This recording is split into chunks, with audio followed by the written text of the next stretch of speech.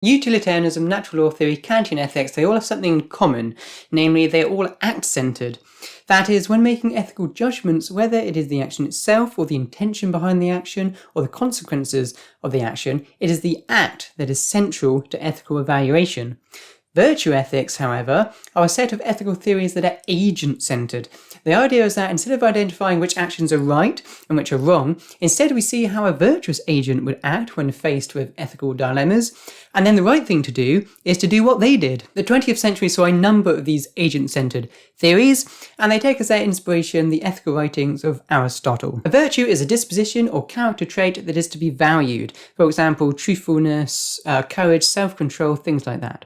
Now, Socrates thought that if you simply knew what was right and what was wrong, then you would do right and you would be a virtuous person. Virtue, therefore, was simply a matter of knowing. Aristotle, on the other hand, was less optimistic about human moral motivation. He thought that even if we knew what was right, we wouldn't necessarily do what was right. For Aristotle, virtue requires habit.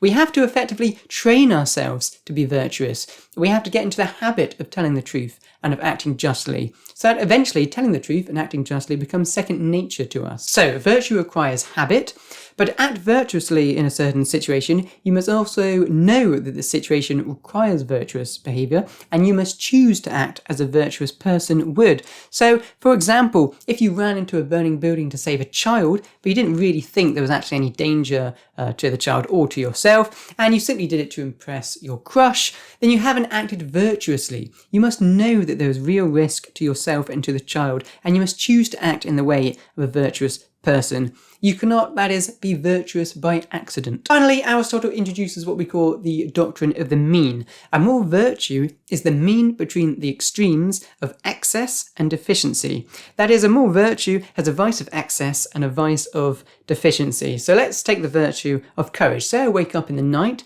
to the sound of a smashing window and the noises in the kitchen. If I just brazenly and casually scroll downstairs to see what's up, I'm not acting courageously. In fact, I'm acting a bit cocky. I may have underestimated the danger. Similarly, if I just pull up the covers over my head and quake in fear under the blankets, too afraid to even call the police or get up and lock the bedroom door, then perhaps I'm being a bit of a scaredy cat, a bit of a pussy. The moral virtue of courage is found somewhere between these two extremes, but Aristotle was careful to point out that this midpoint, the golden mean, it may be different for different people because, after all, we are all different from each other. In conclusion, a morally virtuous person is someone who exercises moral virtue by being in the habit of choosing the mean between the extremes of excess and deficiency, and they apply virtuous behaviour to situations knowingly and by choice.